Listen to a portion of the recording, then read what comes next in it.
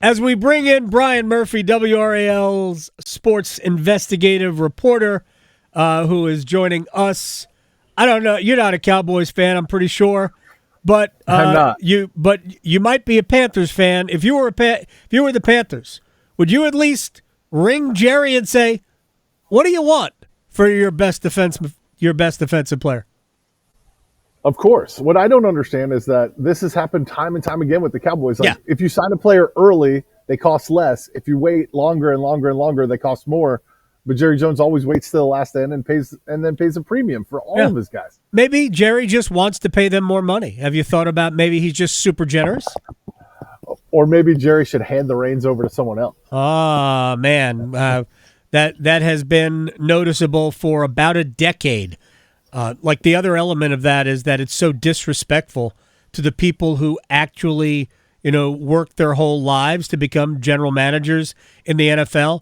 And you got some joker who's made billions of dollars in the oil industry and just says, "Hey, it's football. I can do it." No, you can't, Jerry. But that's their team. I'm glad I'm not a Cowboys fan.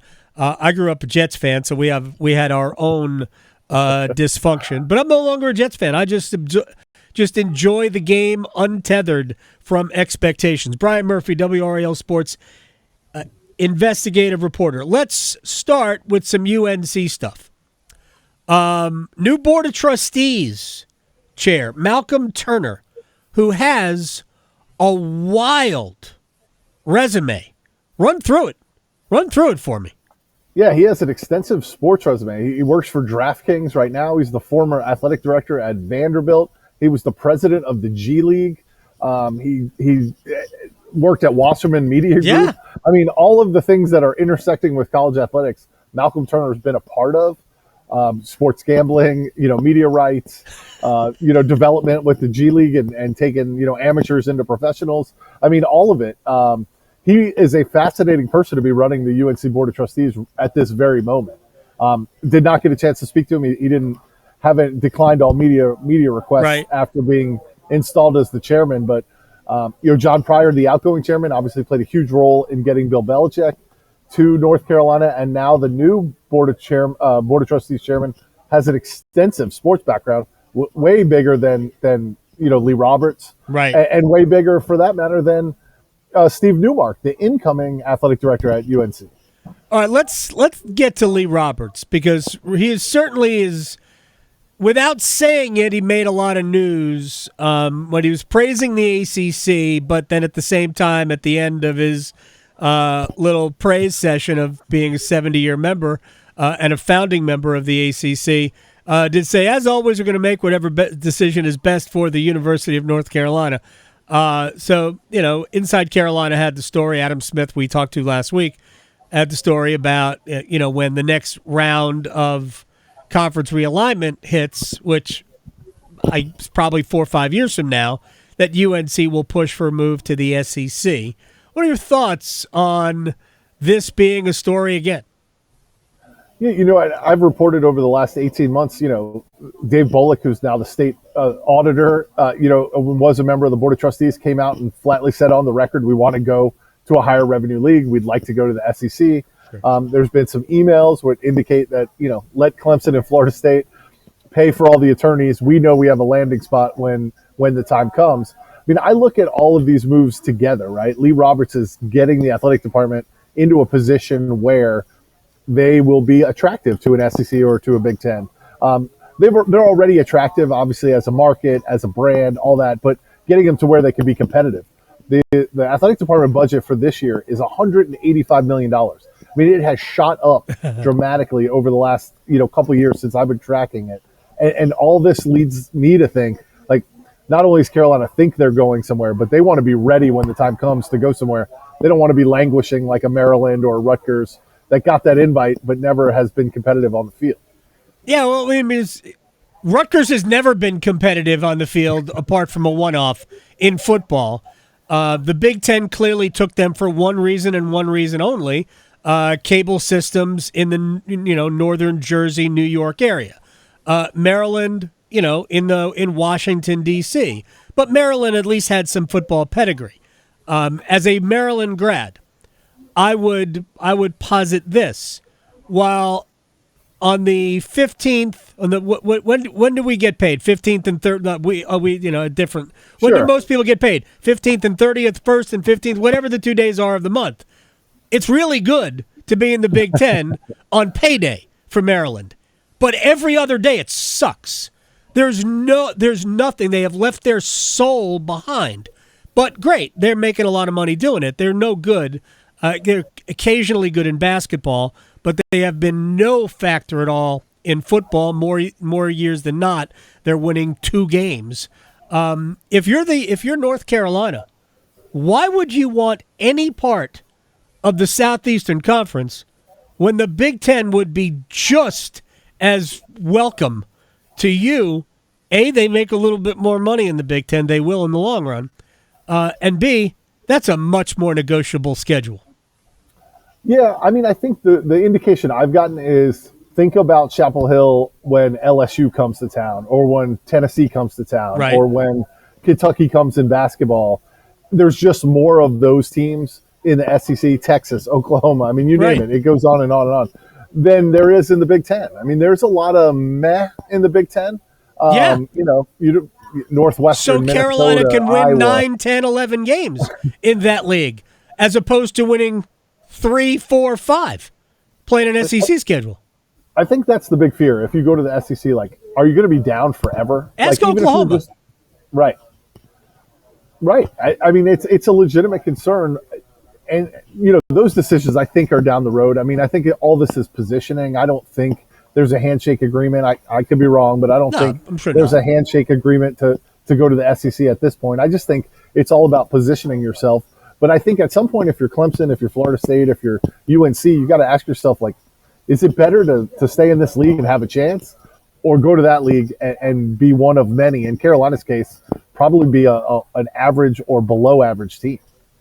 Oh man, if they were an average SEC team, that would be amazing to me. They've basically been an average ACC team. Right. So, are you satisfied being Kentucky or Mississippi State? No, Mississippi State's bad. Yeah. Occasionally good, but bad. Right. Kentucky is. I mean, there's been a lot of good football being played. That's the problem, I think, is that basically every week you've got somebody that can come in and just road grade you. In the Big Ten, you have an opportunity to win more games because there's a lot of teams that have the same profile as UNC. Brian Murphy is joining us, WRAL Sports. One thing I'll add, and this talks to the politics of it, but if you're North Carolina and you've ditched the accreditation system and you've joined with all these southern states, including Florida and Texas, to create your own accreditation system, do you want to join a league where the Big Ten has an awful lot of blue states: Illinois, Michigan, Washington, Oregon, California, New Jersey, Maryland, where maybe they're not in sync with the leadership of your university, with the leadership of the system, whereas I think the SEC may be more in line with the direction that you want to go as a university when it comes to those issues. I did not expect blue state, red state to come up in this conversation. That blows me away. But, I mean, that certainly is, all depends on what the Rust Belt does, right?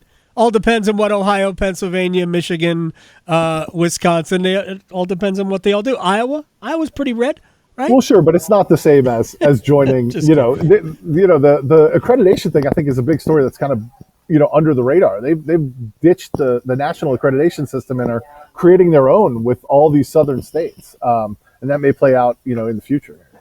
Brian Murphy, WRAL Sports Investigative Reporter, is joining us here on the Adam Gold Show. Like, no joke, through my train of thought, I didn't realize that was coming up in conversation. That is tremendous. Let me ask you one quick thing about high school, and then I'll have something else before I let you go. NIL, there was a lawsuit that allowed a quarterback from Greensboro to get a bunch of NIL money. How many North Carolina high school football players are receiving NIL money this year?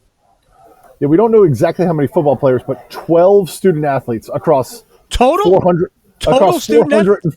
Yeah, public school student athletes across 440 schools that are in the NCAA have signed deals.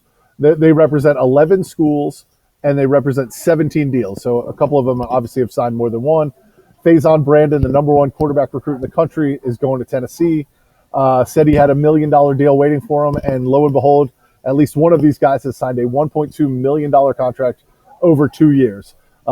Leaf, the trading card company, announced a couple months ago that they had signed Faison Brandon. So, if you put it 2 and 2 together, it looks like that's the deal that is the biggest for a high school student in the state.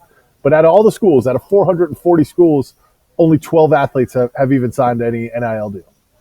That's in some ways incredible. I wonder what that number is. I have no idea if it's even allowable in Texas, but I wonder what that number would be in Texas, considering what high school football is like in that state. You also, and it kind of came as a surprise to me, we talked to Mike Felder on Friday, and he had mentioned that he now works for, I think it's Tarheel 247. And so inside Carolina, went free agent and left, right? They left 24/7 and now they're with on 3. Is that the first deal like that you've heard of? No, there's been a whole reshuffling in this world of fan sites or team sites. I don't even know how to characterize them anymore because in a lot of cases they're the ones covering the team. Newspapers have in many ways gone away in places, and so they're the only sites covering the team. But there has been a huge shakeup over the summer when On3 bought Rivals, and I don't know the history that well, but Shannon Terry, who is now the head of On3, I guess started a lot of these sites when he was at Rivals. Okay. And then before that he was at 24/7, and so I think he's putting the band back together in a lot of ways. But it is interesting that the two big sites that cover Carolina at least seem to swap. They swapped networks. One went from Rival or 24/7 to On3, and the other went from On3 back to 24/7. So those guys do a ton of great work, and you mentioned Adam and Andrew Jones. They do tremendous work, but it was sort of a free agent period for these team sites. A lot of them have been changing hands in the last couple of weeks. That is absolutely hysterical. And finally, Alabama and UNC are in the same conference. Brian Murphy, club hockey. It's not NCAA hockey, but it is ACC hockey. Club hockey. Carolina State. Oh, I have one more question about future football, but I think that's a pretty good deal. Now, is it Alabama Huntsville or the University of Alabama? The logo was the University of Alabama. I have to admit, I didn't dive deep into that one, but there was a sense when I think Arizona State started a hockey team. There was a sense that maybe hockey would catch on. They're D1. Arizona State's D1. Right. Alabama Huntsville, I think. I don't know. Alabama Huntsville is also D1 hockey, I believe. I mean, this is a story up your alley. Now that these junior players can play in NCAA in the NCAA and sign big NIL deals, it seems like NCAA hockey is going to get a lot better. You would think theoretically. All right, real quick, with all this news, UNC potentially into the SEC. Do you ever see a day where North Carolina and North Carolina State are not in the same conference? I do. I mean, I don't think that's the desired outcome for anybody, but there's going to come a point, I think, where there's some sort of super league, whether that's just the SEC and the Big Ten breaking away or just, elevating themselves to a point where they're in a different thing. And I think at that point, it becomes every school for itself. You don't want to get left behind just so you keep that rivalry going. I do think there may be a day where that happens, and let's hope college athletics doesn't get to that point because, I think it's ridiculous. They're only playing one time in basketball this year so that Carolina State can play Stanford and Cal. That seems like there's a way to modify that. If you're not going to play everybody, then why not play, make sure you play your rivals and don't play 2 teams or don't play 3 teams. But to your question, I think there is a day eventually where this thing splinters so much that, State and Carolina aren't in the same league or Carolina and Duke aren't in the same league. I can see Carolina and Duke. I think football is going to do their own thing. And I think that what we're going to end up with is just a very large version of, and we'll just call it soccer, of the championship, right? Be NFL football, and then below it will be major college football, except that these are really going to be not necessarily college athletes, college students. It's just going to be football licensing the names of schools. I just think it's going to do their own thing. And I think everybody will be in the same league, and they'll make so much more money than they're making now. That's what I think. Yeah.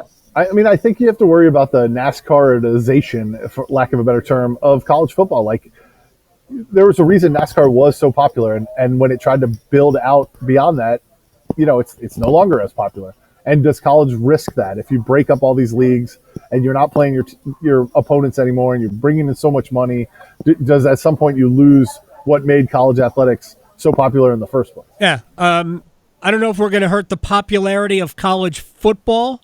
Right. But college athletics has definitely been damaged irreparably. That's not really a word. Brian Murphy, I appreciate your time, my friend. I will talk to you very soon. Yeah, thanks, Adam. At Murph's Turf on Twitter.